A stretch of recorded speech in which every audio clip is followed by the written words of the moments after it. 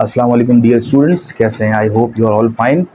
Last की कुछ videos में हमने 12.4 के क्वेश्चन नंबर 4 के तमाम पार्ट सॉल्व किए थे। आज हम स्टार्ट करेंगे 12.5 और आज डेट है 29 अप्रैल 2023। स्टूडेंट्स, क्वेश्चन ये है cos x plus 1/2 is equals to 0। इसका जर्नल सॉल्यूशन सेट मालूम करना है। सॉल्व करने से पहले कुछ बेसिक चीज़ें हैं वो देखते हैं हम। जैसा कि आपको पता होगा ये क्वाड्रेंट होते हैं, ठीक है। पहला क्वाड्रेंट, दूसरा क्वाड्रेंट, तीसरा क्वाड्रेंट और चौथा क्वाड्रेंट आप 9th-10th में पढ़ चुके हैं। और आपको ये भी पता होगा कि ट्रिग्नोमेट्रिक रेशियोज होते हैं, साइन होता है, कॉस होता है, टेन होता है, ठीक है। और साइन का रेसिप्रोकल क्या होता है? कोसेक होता है। कॉस का रेसिप्रोकल सेक होता है और टेन का रेसिप्रोकल क्या होता है?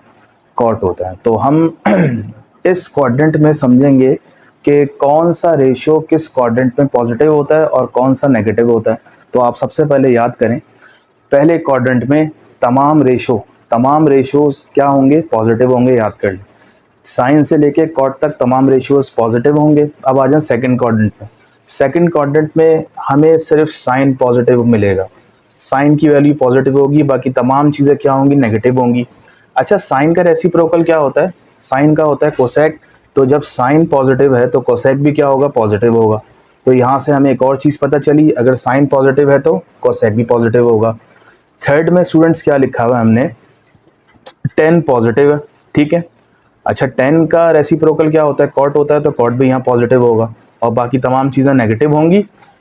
और लास्ट में, लास्ट क्वाड्रेंट में हमें सिर्फ कॉस पॉजिटिव मिलेगा। कॉस का रेसिप्रोकल सेक होता है। कॉस हो या सेक हो, दोनों की वैल्यूज़ किस में होंगी? पॉजिटिव होंगी। और rest of the remaining values जो होंगी वो नेगेटिव होंगी। तो ये आपने समझ लिया कि साइन, कॉस, टेन, कोसेक, सेक और कॉट किस क्वाड्रेंट में पॉजिटिव होते हैं और किस क्वाड्रेंट में नेगेटिव होते हैं। अब इसमें एक और चीज़ समझने की है। आपने देखा होगा एंगल स्टार्ट होता है यहाँ से, ठीक है। यहाँ से एंगल स्टार्ट होता है, यहाँ से स्टार्ट होता है। जब यहाँ पहुँचता है एंगल, तो यहाँ हम कहते हैं ये वाला जो एंगल है ये कितने का बन गया स्टूडेंट्स? 90 डिग्री का। छोटी क्लासेस में सुना होगा आपने, राइट एंगल बोलते हैं। और 90 डिग्री को जब हम रेडियन में लिखते हैं तो रेडियन में इसको हम लिखते हैं π/2, क्योंकि पाई को हम कहते हैं 180 और 180 को जब आप 2 से डिवाइड करेंगे क्या आएगा? 90। तो ये 0 से स्टार्ट हुआ, यहाँ गया तो ये 90 डिग्री हो गया और रेडियन में इसको बोलते हैं π/2, ठीक है। अब ज़रा आगे आए इधर, जब यहाँ पहुँचेगा तो ये मज़ीद 90 का डिस्टेंस कवर करेगा, एंगल कवर करेगा। तो 90 और 90 180 होता है और 180 को हम रेडियन में कैसे लिखते हैं? पाई। तो ये हो गया 0 डिग्री। यहाँ पे 0 से यहाँ गए हम π/2 से गए हम पाई पे, ठीक है स्टूडेंट्स। और मज़ीद जब 90 कवर करेंगे तो ये एंगल हो जाएगा हमारा 270 डिग्री और 270 डिग्री को हम रेडियन में लिखते हैं 3π/2। ये याद कर लें आप। और जब पूरी रोटेशन एक वापस आएगी, पूरा एक दफ़ा रोटेट होगा एंगल, तो लास्ट में वापस ये अपनी जगह पे आ जाएगा एंगल। जब ये पूरा कंप्लीशन होगा तो इसको हम बोलेंगे 2π, ठीक है। इसको हम बोलेंगे 2π। 2π मतलब 360। पाई की वैल्यू 180, 2 से मल्टीप्लाई कर दें 360। तो यहाँ 0 था, यहाँ π/2 है, यहाँ पाई है, यहाँ 3π/2 है, वापस घूम के 2π पे आ गया। ये चीज़ आपकी समझ में आ गई, ठीक है स्टूडेंट्स। अब एक और चीज़ यहाँ समझनी है कि फ़र्ज़ करें ये हम एंगल लेते हैं, इस क्वाड्रेंट में कोई भी एंगल लेते हैं, उसको बोल देते हैं हम थीटा, ठीक है। अगर इस क्वाड्रेंट में हमें थीटा की वैल्यू मालूम करनी है तो स्टूडेंट्स क्या होगा? अब थोड़ा सा समझिएगा, ये पूरा क्वाड्रेंट, ये जो पूरा डी बना हुआ है इसको हम डी भी कहते हैं ना, पता होगा आपको ये। और डी कितने डिग्री का होता है? 180 डिग्री का होता है। हमें ये एंगल मालूम करना है। ये एंगल हमें पता है क्या है? थीटा है। तो ये एंगल कैसे निकालेंगे? 180 में से, 180 का मतलब पाई में से हम माइनस कर देंगे क्या? थीटा माइनस कर देंगे। तो पता चला सेकंड क्वाड्रेंट में हम थीटा की वैल्यू कैसे निकालेंगे? किसी भी अननोन की वैल्यू पाई में से थीटा को माइनस कर देंगे, ठीक है। अब आ जाए थर्ड क्वाड्रेंट में। अब देखें, पाई तो मैं यहाँ लिख रहा हूँ क्योंकि पाई यहाँ लिखा हुआ है। अब जो इस क्वाड्रेंट में वैल्यू आएगी वो पाई से बड़ी होगी और पाई से बड़ी वैल्यू को हम कैसे लिखते हैं? पाई प्लस थीटा। सेकंड क्वाड्रेंट की वैल्यू कैसे निकालते हैं? Pi minus theta. और थर्ड की वैल्यू कैसे निकालते हैं? पाई प्लस थीटा। ये फॉर्मूला याद रखने हैं आपको।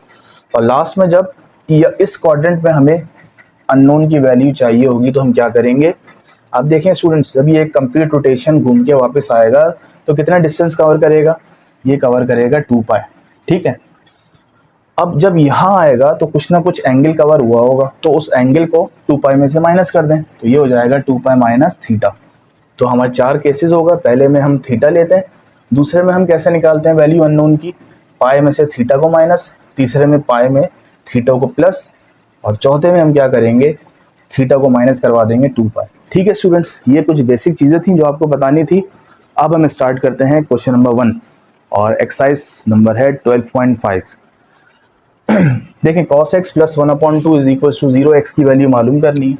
सबसे पहला तरीका तो ये होता है, दोबारा क्वेश्चन को आप कॉपी कर लिया करें, ठीक है स्टूडेंट्स।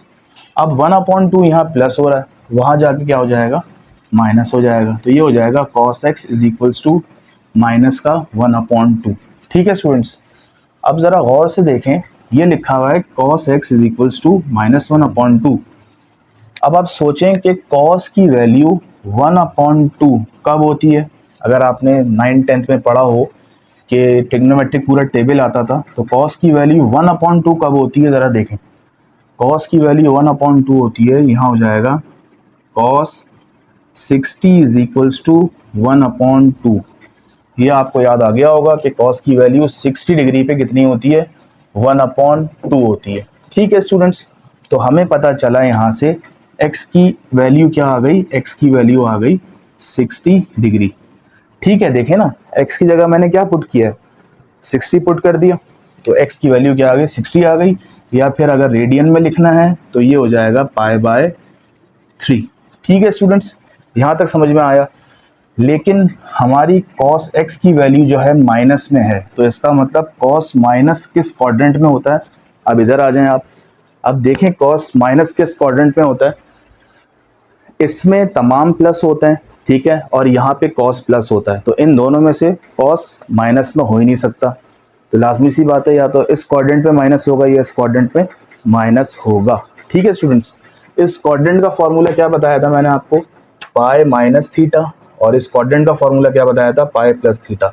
इन दोनों में पॉसिबिलिटी है, तो हम क्या करेंगे, x की वैल्यू जो है जो हम निकाल सकते हैं, दो फॉर्मूले हैं। सेकंड क्वाड्रेंट के लिए हो जाएगा पाई माइनस थीटा, और थर्ड क्वाड्रेंट के लिए हो जाएगा पाई प्लस थीटा, ठीक है स्टूडेंट्स। अच्छा, ये हो गया। अब क्या करें हम, अब हम वैल्यूज पुट करेंगे। पाई की जगह पाई आ गया, थीटा की जगह क्या आएगा, थीटा थीटा की जगह अभी हमने एंगल क्या लिया स्टूडेंट्स, थीटा हमारा 60 आया था, 60 का मतलब होता है π/3। अब इन दोनों को एलसीएम ले लें, इन दोनों का एलसीएम आएगा 3 को 1 से डिवाइड करें, 3 पाई एज 3 पाई, माइनस ये 3 को 3 से डिवाइड करें 1 पाई एज पाई, तो ये आ गया हमारे पास 2π/3, ठीक है स्टूडेंट्स। ये आ गया, इतना समझ में आ गया होगा। अब ज़रा यहाँ की वैल्यू निकालते हैं, x is equals to pi plus theta. Theta की वैल्यू हमें पता है कितनी है यहाँ पे 60, और 60 का मतलब होता है π/3, ठीक है। अब इन दोनों को एलसीएम ले लें, वैसे ही लेंगे एलसीएम, बिल्कुल एज इट इज़ एलसीएम लेंगे। फ़र्क किस चीज़ का, सिर्फ प्लस का है, तो ये हो जाएगा 3 पाई प्लस पाई, तो ये हो जाएगा 4 पाई डिवाइडेड बाय 3। तो हमने x की यहाँ से दो वैल्यूज़ निकाली, एक वैल्यू हमारे पास सेकंड क्वाड्रेंट के फॉर्मूले से आई थी, सेकंड वैल्यू हमारे पास थर्ड क्वाड्रेंट के फॉर्मूले से आई है, ठीक है। ये दो वैल्यूज़ तो हमारी अभी आ गई हैं, इसका स्क्रीनशॉट ले लें आप। ओके स्टूडेंट्स, अब हम करेंगे वेरिफिकेशन, ठीक है, कि हमने ये जो दो वैल्यूज़ निकाली हैं x की, ये जो दो पर्टिकुलर सॉल्यूशंस निकाले हैं, ये वेरीफाई हो रहे हैं कि नहीं हो रहे। उसके लिए हमें क्या करना पड़ेगा, इन दोनों वैल्यूज़ को एक एक करके इस क्वेश्चन में पुट करना पड़ेगा।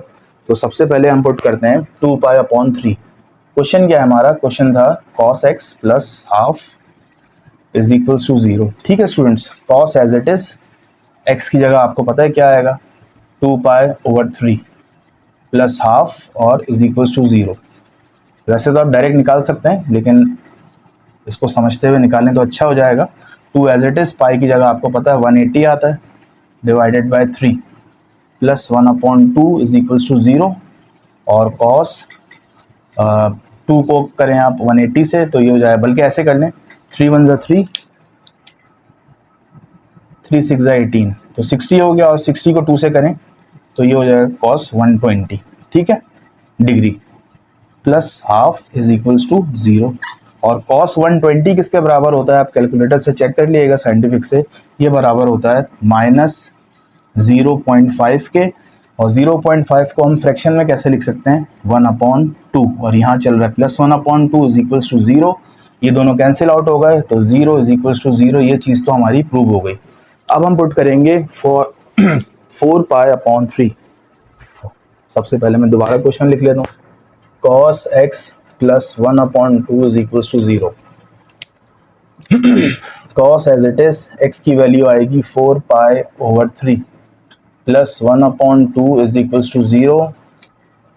4 एज इट इज, पाई की जगह आपको पता है 180 लिखेंगे हम, नीचे 3 आ जाएगा और 3 1 ज़ा 3, 3 6 ज़ा 18, तो 60 हो जाएगा, 60 4 ज़ा, ये हो गया cos 240 डिग्री। साथ साथ क्या चल रहा है, 1/2 भी चल रहा है, ये भी लिखते रहिएगा। और cos 240 किसके बराबर होता है,